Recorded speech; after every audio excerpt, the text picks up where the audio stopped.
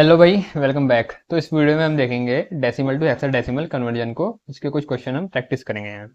तो जब हमें किसी डेसिमल नंबर को हेक्साडेसिमल में कन्वर्ट करना होता है तो हम क्या करते हैं। जैसे ये पहला नंबर है मेरा 423, तो मैं क्या करूँगा, सबसे पहले तो भाई इस नंबर को लिख लेता हूँ साइड में 423। अब इसको 16 से रिपीटेड डिवाइड करते हुए चलेंगे, ठीक है। तो 16 से क्यों कर रहे हैं, क्योंकि 16 हेक्साडेसिमल का बेस होता है। तो इसको हम करेंगे डिवाइड 16 से। 32 हमारा बचा 10, 103। तो 103 आया, 103 मतलब 16 सिक्स तुम्हारा हो जाएगा 96। ठीक है, 96 हुआ तो कितना बचा, हुआ 4 और ये 3 7, तो हमारा रिमाइंडर में आ गया 7। अगला होगा 16 वन ज़ा 16, कितना बचा, 10 बच गया। 10, लेकिन 10 को क्या बोलते हैं हेक्साडेसिमल में, ए बोलते हैं, ठीक है। तो ये हुआ ए। भाई हेक्साडेसिमल में 0 से लेके 9 तक होते हैं, उसके बाद ए से लेके एफ तक। ठीक है, ए मतलब 10 और एफ मतलब 16। तो 10 को बोलेंगे ए। अब यहाँ पर 16 जीरो आएगा और वन रिमाइंडर में वैसे बच जाएगा। ये हुआ। अब ये मेरा है इस नंबर के करस्पॉन्डिंग हेक्साडेसिमल कन्वर्जन। नीचे से ऊपर लिखते हुए चलेंगे तो ये क्या हुआ, 1, फिर है ए, और फिर है 7, और बेस कितना है, 16। क्योंकि ये हेक्साडेसिमल है तो बेस लिखना मत भूलना।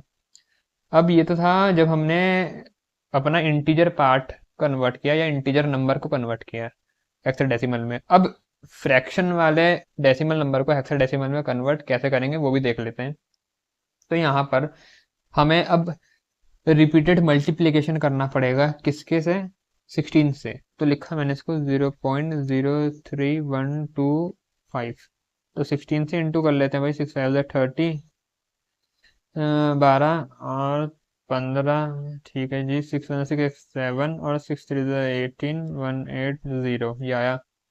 फिर आएगा 52130, वही 52130 ऐड कर लेते हैं। 10 7 8 10, 10 3 4 5, और ये 1 2 3 4 5। तो भाई 1 2 3 4 5, तो ये बना 0.500। तो ये जो मेरा बना है, इसका जो पॉइंट से पहले वाला पार्ट है वो ले लूंगा, वो क्या है, 0। इसको साइड में नोट डाउन कर लिया, ठीक है। अब मेरा क्या बचा, अब मेरे पे है जो नंबर, मतलब वो है 0.5। ठीक है, 0.5। अब इसको फिर से किससे इंटू करूंगा, 16 से।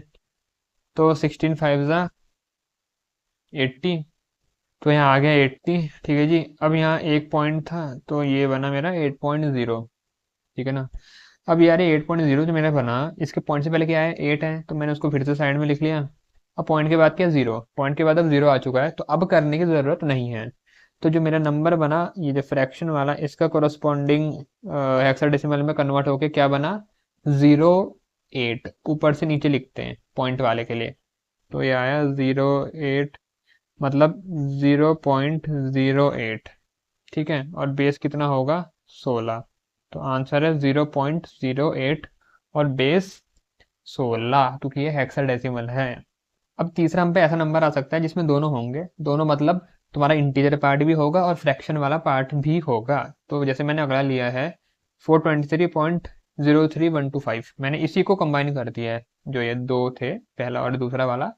अब ऐसे केस में क्या करना होगा, जो पॉइंट से पहले वाला नंबर होता है उसमें क्या करोगे, रिपीटेड डिवाइड करोगे 16 से, और जो पॉइंट के बाद वाला है उसको रिपीटेड मल्टीप्लाई करोगे 16 से, जो हमने यहाँ करा है।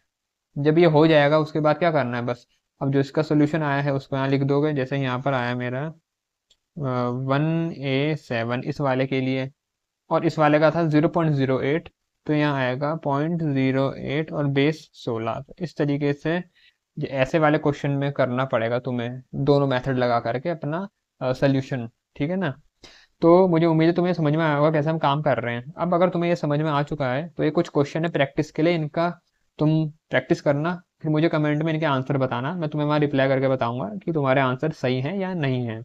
ठीक है, तो ये कुछ 5 क्वेश्चन है, इनको नोट डाउन कर लो और इनकी प्रैक्टिस करो। फिर मैं मिलता हूँ नेक्स्ट वीडियो में तुम्हारे अगले टॉपिक को लेकर के।